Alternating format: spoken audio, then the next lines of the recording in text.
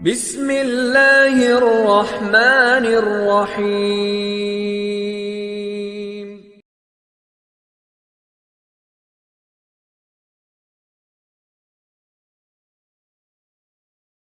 چپل یا جوتے پہن کر قرآن کی تلاوت کرنا۔ عابد علی دبئی سے، کیا چپل پہنتے ہوئے قرآن پڑھ سکتے ہیں؟ جی ہاں، پڑھ سکتے ہیں، کوئی حرج نہیں ہے اس میں۔ ٹخنے کھلے رکھنا صرف نماز میں یا ہر وقت؟ ارسلان صاحب کراچی سے پوچھتے ہیں، پینٹ کو نماز میں اوپر رکھنے کا جو حکم ہے، کیا یہ ہر وقت کے لیے ہے یا صرف نماز کے لیے؟ نیز کیا نماز میں پینٹ کو فولڈ کرنے سے نماز ہو جاتی ہے یا نہیں؟ یہ بھی اس زمانے میں ایک نیا شوشہ لوگوں نے چھوڑا ہے کہ نماز میں پینٹ فولڈ نہیں کرنی چاہیے۔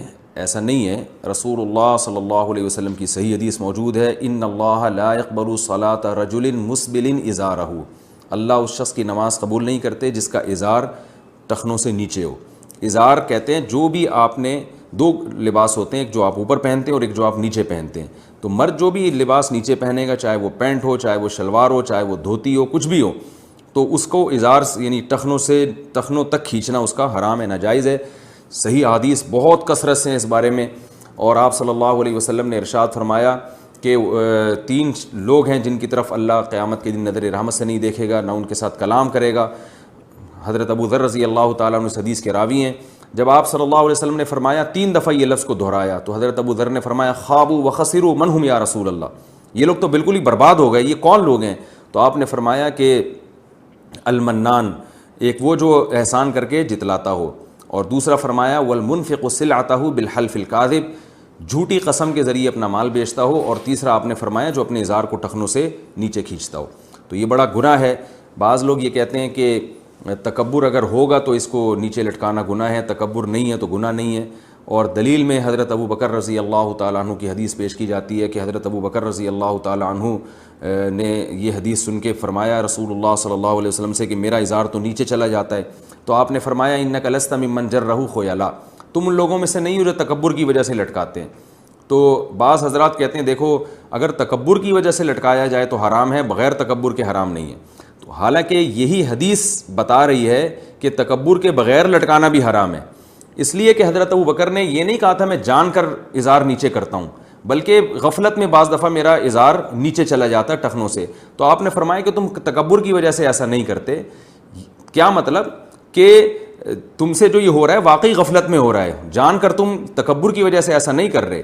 اس کی سب سے بڑی دلیل یہ ہے کہ اس حدیث کے بعد بھی حضرت ابو بکر کا ازار ہمیشہ ٹخنوں سے اوپر ہی رہا ہے، تو صاف پتہ چلتا ہے کہ حضرت ابو بکر کو نبی نے اجازت نہیں دی ہے، بلکہ ان کو ان کے لیے ایک نرم گوشہ اختیار کیا ہے کہ اتنی بات تو طے شدہ ہے کہ تم یہ کبر کی وجہ سے نہیں کر رہے، تو اتنا زیادہ پریشان ہونے کی ضرورت نہیں ہے۔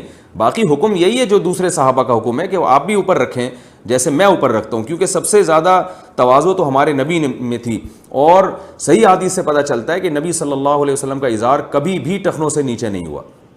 بعض لوگ کہتے ہیں کہ یہ اس زمانے کا کلچر تھا، ہمارے زمانے میں کلچر اس کو قبول نہیں کرتا، یہ بھی غلط ہے۔ حضرت عثمان رضی اللہ تعالیٰ عنہ کو جب رسول اللہ صلی اللہ علیہ وسلم نے صلح حدیبیہ کے موقع پر مکہ بھیجا اور مذاکرات کے لیے، تو حضرت عثمان کا جو ازار تھا وہ آدھی پنڈلی تک تھا، تو مشرکین مکہ مذاق اڑانے لگے کہ یہ کیسا تم نے ازار رکھا ہوا ہے۔ تو حضرت عثمان نے فرمایا کہ میں اپنی نبی کی سنت کو تم احمقوں کی وجہ سے، یا کچھ اس سے ملتے جلتے الفاظ تھے، میں تم لوگوں کی وجہ سے چھوڑ نہیں سکتا۔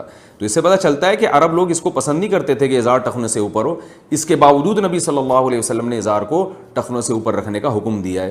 آج تک صدیوں جتنے علماء صلح آئے سب اسی کی پابندی کرتے رہے ہیں، تو اس لیے مسلمان مرد کے لیے بہرحال یہ لازم ہے کہ وہ پینٹ ہو یا شلوار ہو یا کوئی بھی ایسا ازار ہو اس کو ٹخنوں سے اوپر رکھے، اور نماز تو بہرحال نہیں ہوگی، یعنی واجب الاعادہ ہوگی، کیونکہ نماز کے بارے میں تو اور زیادہ تاکید ہے۔